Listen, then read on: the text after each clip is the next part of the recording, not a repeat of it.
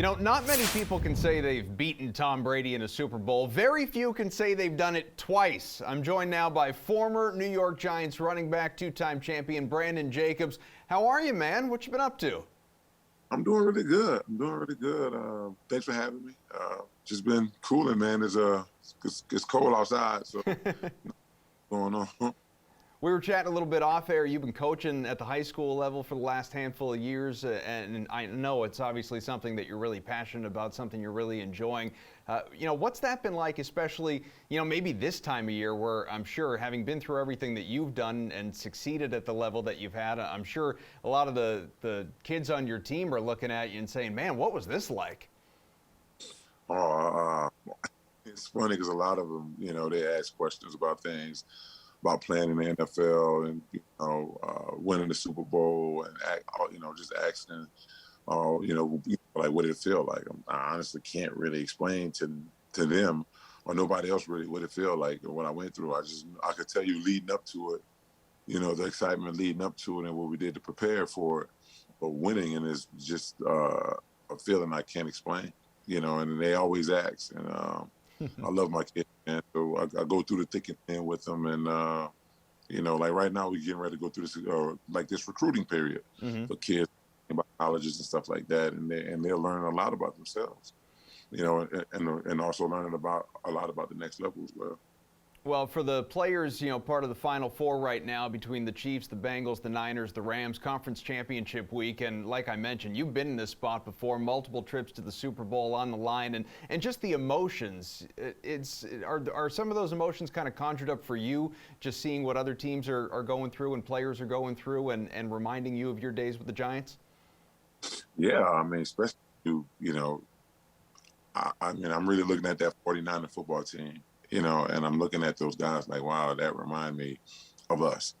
That team, a wild card team. I think they came out with like third in their division, just happened to make the playoffs. And they went to Dallas and beat Dallas at Dallas, which was awesome. That, and they went out to Green Bay and played in the freezing cold and beat Green Bay. So they remind me so much about ourselves and, knowing what some of those you're either in a situation where, first of all, we wasn't supposed to be here, number one.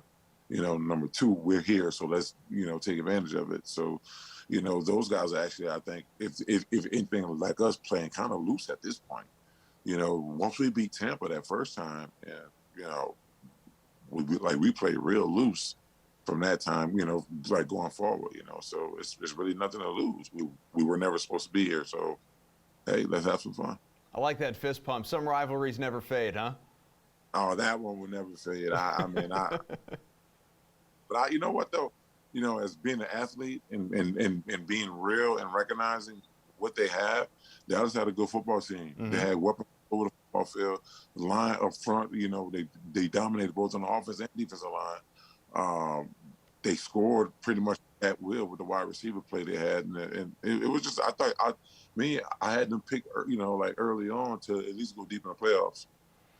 Take me back a decade, even before that as well, with your previous trip. What do you remember about championship weekend? Was that week different for you, for any other guys on the team, compared to obviously just the regular process of the regular season?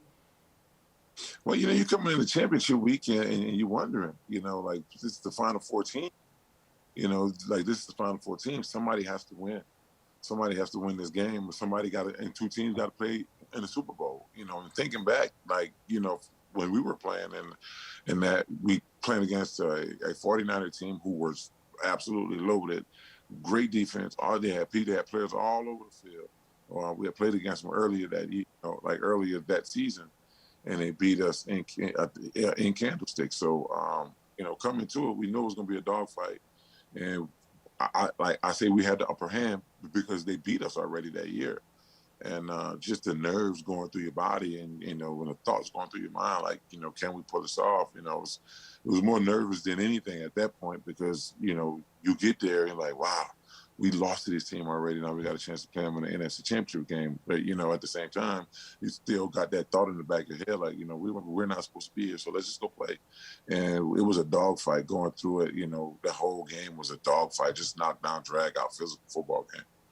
Brandon, people can probably tell watching this right now. I mean, you're not a small dude, obviously. You're listed on Pro Football Reference at 6'4", 264. If that was accurate in your playing days, I'm not sure. I'm not sure where you stand right now, but you're an imposing presence even on camera. Some people might be surprised to know that you were actually listed anyway as bigger than Derrick Henry, who is, we look at him as a truck, and he's 6'3", 247. Do you see a lot of yourself in Derrick Henry, or do you feel like it's not the best comparison?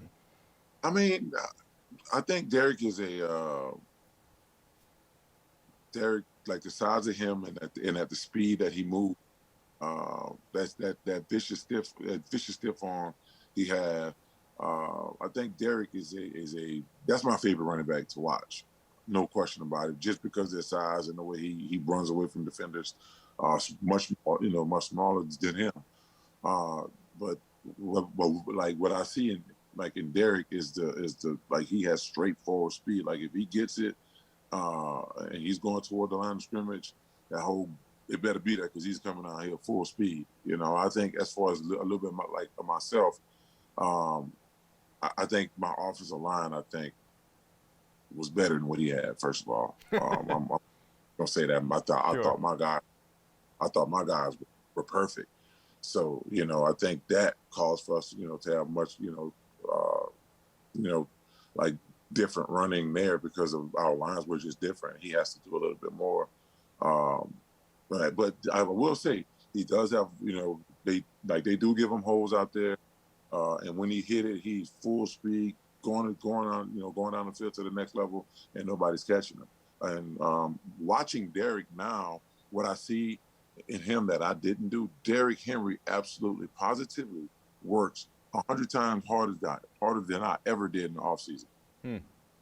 He works the stuff, like some of the stuff he does, like, wow, like I didn't do that. All I did was go out, I ran my gas to stay in shape, and like some of the stuff Derrick is doing is unbelievable. I'm like, man, I didn't do all of that. I did not do all of that. I mean, and I think back, wishing I kind of, would have done some of the stuff he's doing. Well, and he just played in the divisional round, obviously, with screws and a plate in his foot, and it was still out there doing Derrick Henry things. I don't know what the worst injuries you played through were, but how much do you think that hindered him being just such a big guy like we talked about and having to deal with that? Man, Derrick, I mean, I was looking forward to watching the game. Knew he was playing, but I didn't, I didn't know how much of that foot, still bothered him. But going out there and playing in the playoffs with you got a screw in your foot and you're trying to come through for your team, being a heavier guy, making those cuts and putting all that torque down on your feet, it's just, I know he had to be in pain out there. I knew he had to be in pain because I remember Ahmad Bradshaw with that fifth metatarsal bone that he broke in his foot, and he played most of the season, if not all the season, on that same foot.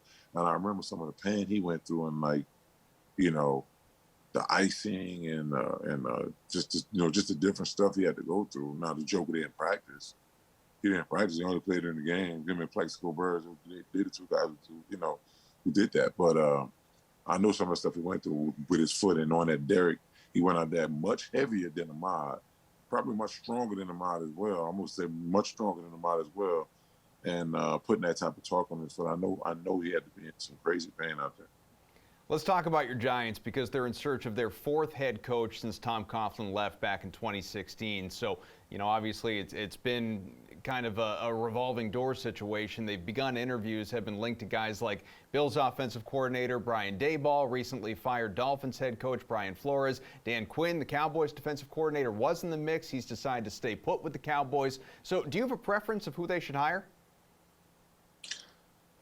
Oh man, I don't have a preference of a person to lead the Giants to another Super Bowl. I have no idea, but I do think would be a pretty cool idea is they bring 20 former players back and name your head coach and your position coach and say, guys, do what you do, win us some games.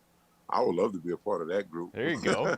But I don't know. I don't actually know who can. I know. This guy had an interview, but it would be interesting to see a guy like Eric Bieniemy or somebody like that leading the Giants to a Super Bowl. I think that'd be really cool. But some of the guys that's up, I have no idea really who would be a better fit for the job. As a former player, especially in this organization, I mean, you're very familiar with, all the ins and outs, the ups, the downs, what's gone on in recent years. And when the organization was at, obviously, its absolute peak in winning those multiple Super Bowls. So if not a specific person, how about a type of guy that the Giants should be looking for in terms of, putting that culture back exactly where it needs to be and building this thing around Daniel Jones and beyond?